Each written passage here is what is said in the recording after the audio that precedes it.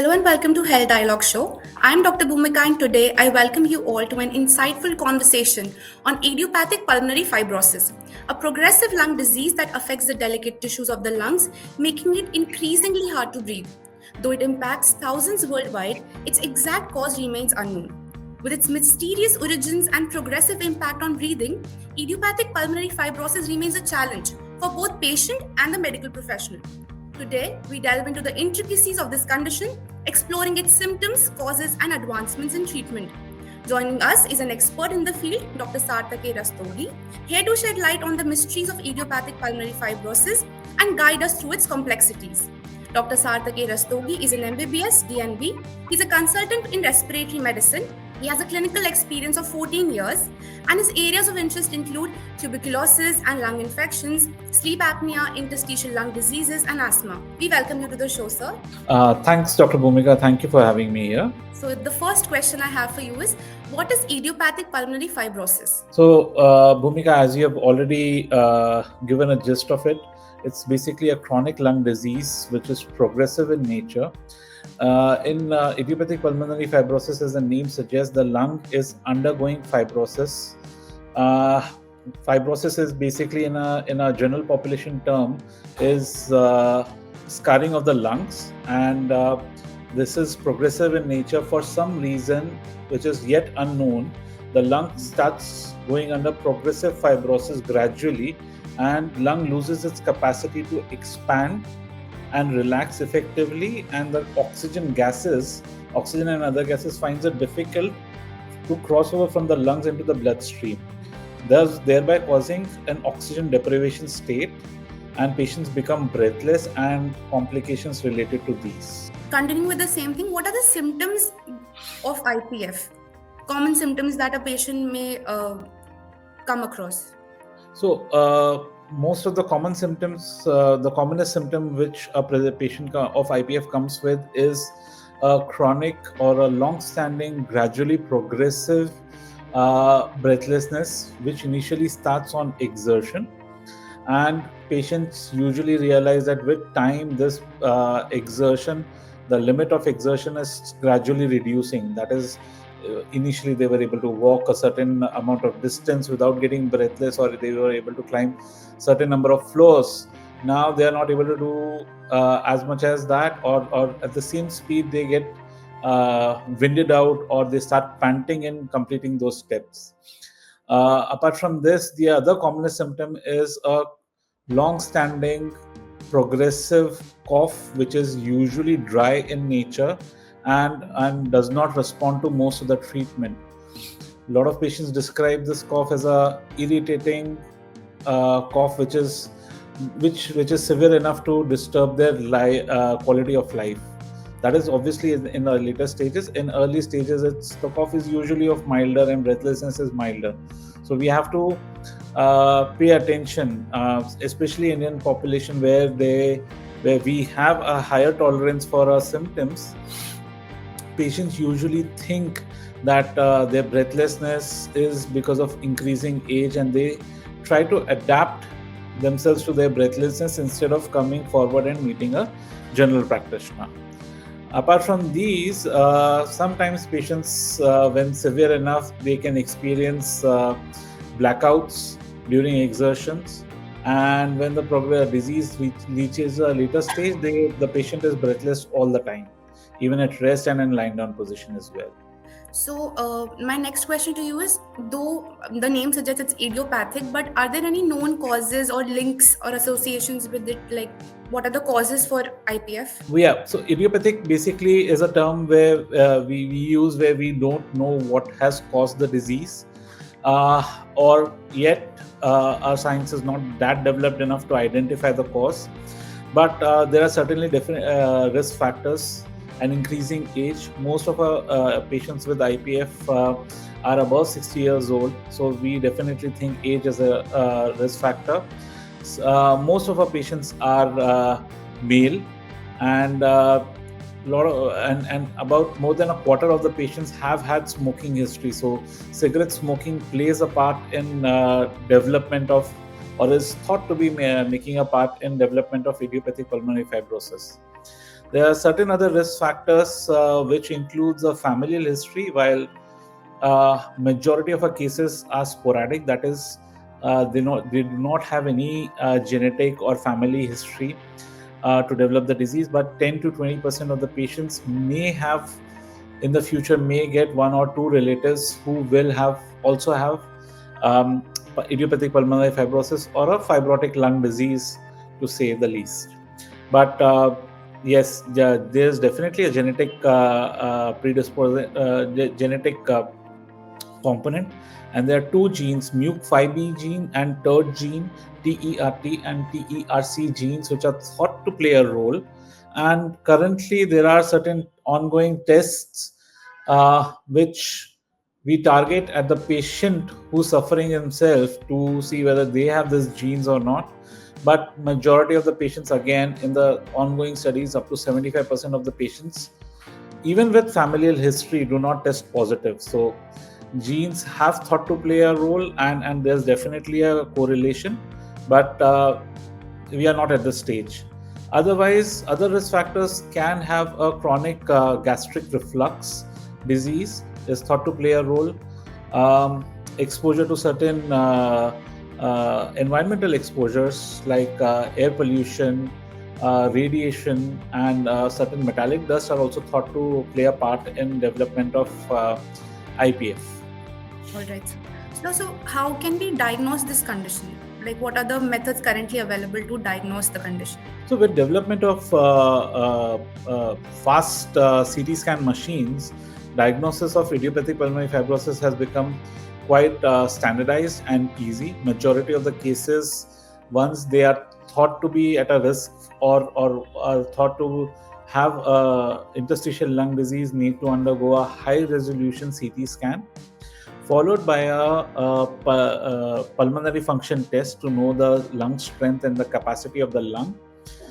And we need to rule out certain conditions which can present like IPF also, mainly connective tissue disorders or autoimmune diseases of the body, which, in case if they are attacking the lungs, can lead to a similar picture also. So we need to rule out these conditions, because their treatment becomes a little different from idiopathic pulmonary fibrosis. So any patient who's been suspected of a lung fibrosis or idiopathic pulmonary fibrosis needs to undergo CT scan, pulmonary function test, and connective tissue markers. These are the minimum things that they need to go through. All right. Okay. So, what are the current treatment options available for idiopathic pulmonary fibrosis? So we can divide treatment approach for IPF into two, that is medicinal and non-medicinal. See, basically this is a progressive disease and we can only slow down the progress. With the treatment, we cannot reverse the disease or we cannot cure the disease. So we have two drugs which are classified under the a blanket term called as antifibrotics, that is pirfenidone and nintedanib. Anyone who's been diagnosed with IPF should receive either of these two drugs. For some patients who are progressive and not responding to one or both the agents, we may need to give them in combination. Otherwise, most of the patients will receive either one of these drugs.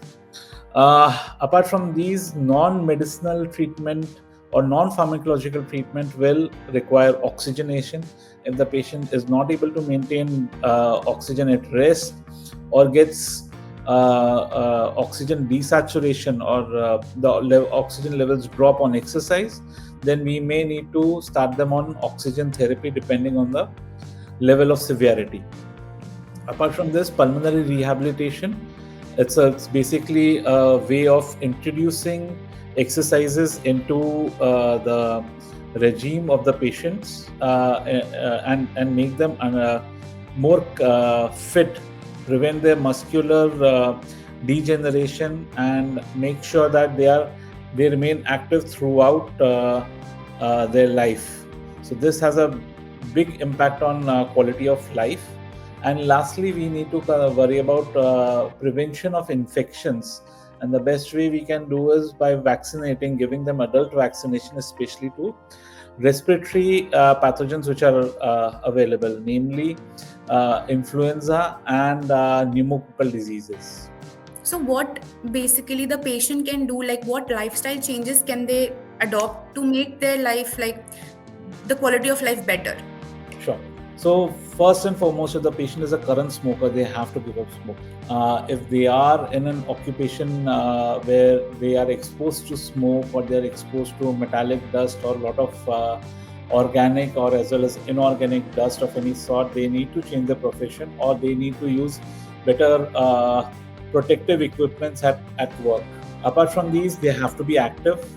They have to maintain a weight strictly as defined by their doctor. They should not lose too much of weight. They should not gain too much of weight due to inactivity. And joining a pulmonary rehabilitation program is one of the best things they can do to improve their quality of life. Okay.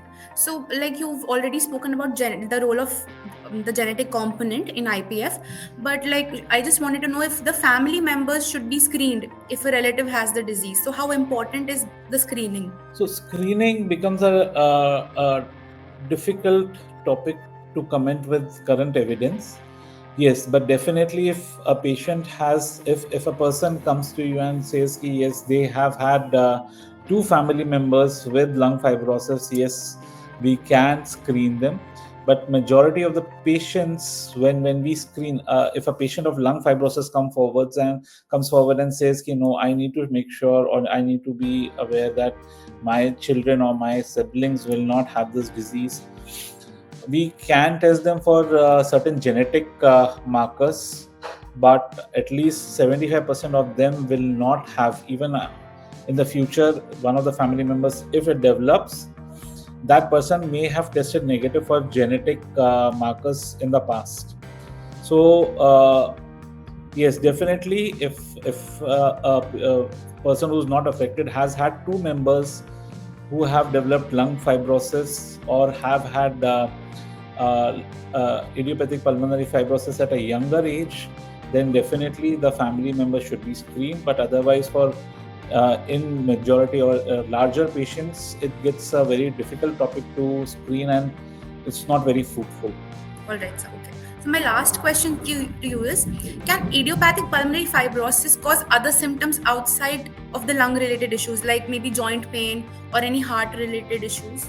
So I'll answer this question in two parts. Basically, yes, it can cause outside diseases or comorbidities outside the lungs, but in the lungs also it can lead to other problems. Namely, patients with IPF are at a higher risk of lung cancer.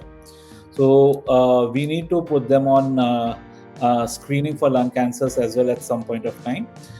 Basically, any patient with IPF will undergo serial X-rays, serial CT scans through their life to monitor the disease. So that can also serve as a screening tool for lung cancer, although not the very appropriate one, but to a certain extent it does serve the purpose. I'll answer this question in two parts. Basically, yes, it can cause outside diseases or comorbidities outside the lungs, but in the lungs also it can lead to other problems. Namely, patients with IPF are at a higher risk of lung cancer.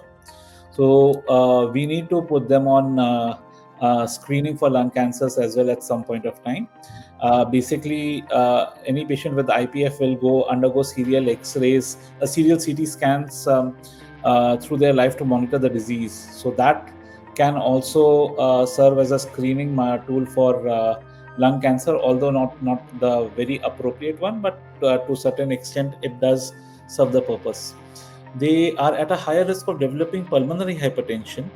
Pulmonary hypertension is basically a condition in which the pressures on the right side of the heart keep on increasing, and there are several reasons for pulmonary hypertension, but because of idiopathic pulmonary fibrosis, low oxygen related pulmonary hypertension can develop. So we need to screen these patients at regular intervals with a 2D echo to see whether the pulmonary pressures are increasing or not. Sleep disordered breathing is quite common in patients with pulmonary fibrosis. That is, when they go to sleep, they develop snoring, and they develop sleep apneas, which is basically a temporary cessation of breathing at night. And psychological impact of the disease is also quite a bit, and a lot of patients with IPF tend to have depression or anxiety, which sometimes may need addressing with counseling and psychiatric treatment as well. That was really informative, sir. Thank you for giving us your time. Thank you so much. Thank you. Bye bye. Never miss a medical update from Medical Dialogues. Like, subscribe, and press the bell icon.